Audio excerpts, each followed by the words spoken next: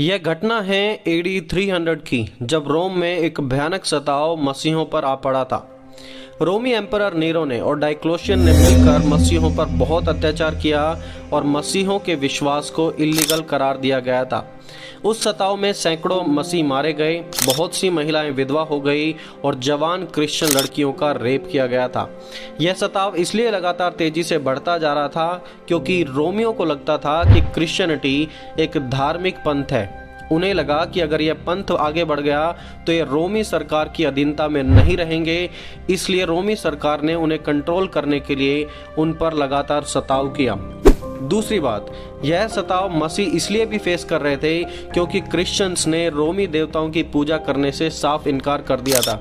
जब रोमी अपने देवताओं की वर्शिप करते थे तो उसमें बलिदान भी चढ़ाते थे और मसीह इस सब का भाग बनने के लिए बिल्कुल भी तैयार नहीं थे, इसलिए भी उन्हें सताव का सामना करना पड़ा था। और इस सताव का तीसरा कारण था एक्सपोनेंशियल ग्रोथ ऑफ क्रिश्चियनिटी।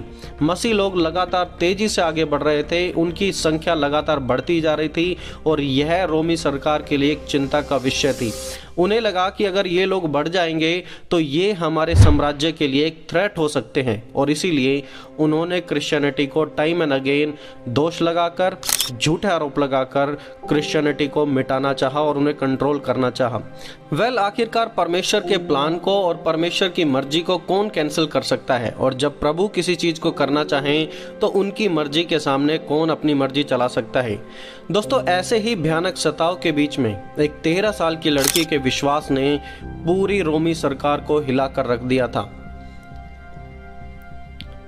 यह घटना है तकरीबन एडी 300 की, जहां एक रोमी लड़की ने चोरी छिपे प्रभु यीशु के बारे में कुछ बातों को सुना और वो प्रभु यीशु की शिक्षाओं से इतना प्रभावित थी कि उसने अपने जीवन भर प्रभु यीशु के पीछे चलने का फैसला किया। इस लड़की का नाम था एग्नेस, जो खुद एक रोमी परिवार से थी, और प्रभु यीशु को अपने जीवन में स्वीकार करने के बाद उस लड़की ने अपने जीवन में अपने विश्वास से रिलेटेड कुछ अहम फैसले लिए। जैसे कि उसने कहा कि वो कभी व्यभिचार में नहीं पड़ेगी और अपने अंत तक वो हमेशा प्योरिटी में जिएगी, शुद्धता में रहेगी।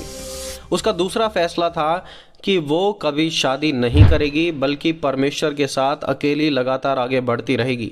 और उसका तीसरा अहम फैसला था कि अब वो कभी मसीह विश्वास को नहीं त्यागेगी, चाहे उसे मृत्यु का भी सामना करने पड़े।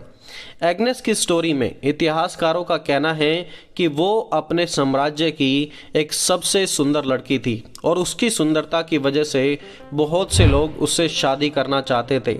जब भी कोई उसे शादी के लिए अप्रोच करता तो उसका एक ही जवाब था कि मैं शादी नहीं करूंगी और अपना पूरा जीवन अपने प्रभु यीशु को और अपने मुक्तिदाता के साथ मैं बिताना चाहती हूँ। मैं यीशु को अपना स्वामी मानती हूँ। और ऐसा कहकर एग्नेस हमेशा सारे मैरिज प्रपोजल्स को रिजेक्ट कर देती थी। धीरे धीरे एग्नेस की सुंदरता के चर्चे पूरी रोमी साम्राज्य में फैल चुके थे और रोमी शासक भी इस 13 साल की लड़की एग्नेस से शादी करना चाहते थे और उसे अपनी पत्नी बनाना चाहते थे। जब एग्नेस ने उनसे विवाह करने के लिए मना किया तो उस पर कुछ झूठे आरोप लगाकर उसे फंसाना चाहा। उसे रोमी जज के सामने दंड दिलवाने के लिए लाया गया था, झूठे आरोप लगाकर। जज ने एग्नेस को मौका दिया कि अगर तुम यीशु मसीह में अपने विश्वास का इनकार यहाँ पब्लिकली करती हो तो तुम्हें कोई सजा नहीं मिलेगी, तुम आराम से यहाँ से जा सकती हो। लेकिन एग्नेस ने कहा, चाहे जो कुछ भी हो जाए, मैं अपने विश्वास का इनकार नहीं कर सकती, चाहे मुझे जो भी सजा मिले। ऐसा सुनने के बाद रोमी शासक अब और भी ज्यादा गुस्से से भर गए थे और उनका कहना था कि हम तुम्हें कड़ी से कड़ी सजा देंगे जिसके बारे में तुम सोच भी नहीं सकती।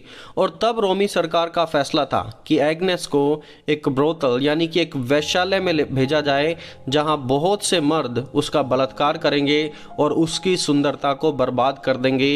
ये फैसला जज के द्वारा दिया गया था। और दोस्तों, इतिहास में ऐसा बताया जाता है कि जब लोग एग्नेस को वेश्यालय की तरफ लेकर जा रहे थे तो उसके शरीर पर से सारे कपड़े हटा दिए गए थे। उसका बदन बिल्कुल खुला हुआ था और बहुत से लोग देख रहे थे और उसके ऊपर हंस रहे थे। लेकिन मिराकलसली कुछ देर बाद, थोड़े समय बाद, परमेश्वर की ऐसी दया हुई कि एग्नेस के जो बाल थे वो लगातार इतने बढ़ते चले गए कि उसके बाल ने उसके न्यूड शरीर को ढक दिया था। ताकि कोई भी एग्नेस के शरीर को देखने ना पाए। और आगे ऐसा भी बताया जाता है कि जितने भी पुरुष एग्नेस के पास गलत इच्छाओं से आए या बलात्कार करने की कोशिश की, वो सब के सब एग्नेस को हाथ ही नहीं लगा पाए। जैसे ही वो उसकी तरफ बढ़ते थे तो वो तुरंत अंधे हो जाते थे और कभी देख नहीं पाए। और इसीलिए एग्नेस की स्टोरी को एक बड़ी चमत्कारी स्टोरी भी कहा जाता है, क्योंकि परमेश्वर की डायरेक्ट इंटरवेंशन यहाँ पर दिखाई देती है। अब क्योंकि एग्नेस का जीवन इतना फेमस हो चुका था, रोमी साम्राज्य में हर कोई उसे जानता था, तो फाइनली रोमी सरकार ने डिसाइड किया कि वो एग्नेस को मृत्युदंड देंगे। और यह मृत्युदंड था एग्नेस के सर को उसके धड़ से अलग कर देना। She was beheaded for preserving her faith and purity in Christ. एक जवान 13 साल की लड़की अपने विश्वास के लिए अपने जीवन को त्याग देती है, लेकिन विश्वास के साथ एग्नेस ने अंत तक कॉम्प्रोमाइज नहीं किया। जवान एग्नेस के जीवन से लोग इतने प्रभावित हुए कि सालों बाद एग्नेस के बरियल प्लेस पर उसके नाम से रोम में सेंट एग्नेस चर्च भी बनाया गया, जिसकी तस्वीरें मैं आपके साथ साझा कर रहा हूं, आप देख सकते हैं। आज पूरी दुनिया के कैथोलिक चर्चेस में 21 जनवरी को एग्नेस की याद में एक फीस्ट मनाई जाती है और उसका नाम होता है फीस्ट ऑफ सेंट एग्नेस, जो कि एग्नेस के जीवन के प्रति समर्पित करके एग्नेस के जीवन को और उसके विश्वास को याद किया जाता है। एग्नेस की मृत्यु के बाद 4th सेंचुरी में एग्नेस को एक संत घोषित कर दिया गया था, इसलिए आज भी इन्हें सेंट एग्नेस के नाम से बुलाया जाता है। दोस्तों, एग्नेस की स्टोरी एक जीवित परमेश्वर के प्रति जीवता बलिदान था, जिसने साबित किया कि हमारे जीवन में सबसे बड़ी प्राथमिकता यदि कुछ है तो वो है हमारे परमेश्वर। एग्नेस की स्टोरी हमें परमेश्वर के प्रति वफादार होना सिखाती है। जब हम परमेश्वर के प्रति वफादार होंगे तो मिरेकल्स अपने आप होंगे, जैसे कि एग्नेस के रेप के दौरान परमेश्वर ने पुरुषों को अंधा कर दिया था और कोई भी उसके शरीर को देख नहीं पाया। परमेश्वर ऐसी चीज़ें अपने लोगों के लिए कर सकते हैं। दोस्तों, दूसरी बात जो एग्नेस की स्टोरी से हम सीखते हैं कि हमारा रक्षक हमारा परमेश्वर है, वो हमें हर मुसीबत से बचाना जानते हैं। हमें उन्हें बताने की और सिखाने की ज़रूरत नहीं है, लेकिन वो अपने तरीके से हमें बचा सकते हैं और हमें आगे बढ़ा सकते हैं। दोस्तों, तीसरी बात जो हम इस स्टोरी से सीखते हैं, योर प्योरिटी मैटर्स, आपकी शुद्धता मायने रखती है। एग्नेस ने फैसला लिया था कि वो कभी व्यभिचार में, शरीर की गलत इच्छाओं में नहीं पड़ेगी और अपने जीवन को कभी भी शारीरिक इच्छाओं की वजह से बर्बाद नहीं करेगी।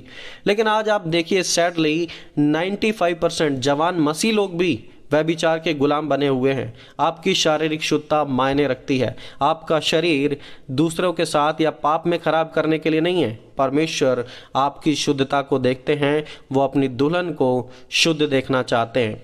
सो दोस्तों, दैट्स ऑल फॉर टुडे। आशा करता हूं कि एग्नेस की स्टोरी आपके जीवन के लिए एक चैलेंज है और एग्नेस की स्टोरी आपको प्रभावित करेगी, आपको उत्साहित करेगी परमेश्वर में और आगे बढ़ने के लिए और अपने विश्वास को कभी भी कॉम्प्रोमाइज ना करने के लिए। दोस्तों, कमेंट्स में आप जरूर बताएं कि आप अपने जीवन में एग्नेस की स्टोरी से क्या सीखते हैं। क्या कुछ ऐसा है जो आपको लगता है कि आपके जीवन में आप एग्नेस से सीख सकते हैं, तो उसे कमेंट सेक्शन में जरूर बताएं, हमारे साथ शेयर करें।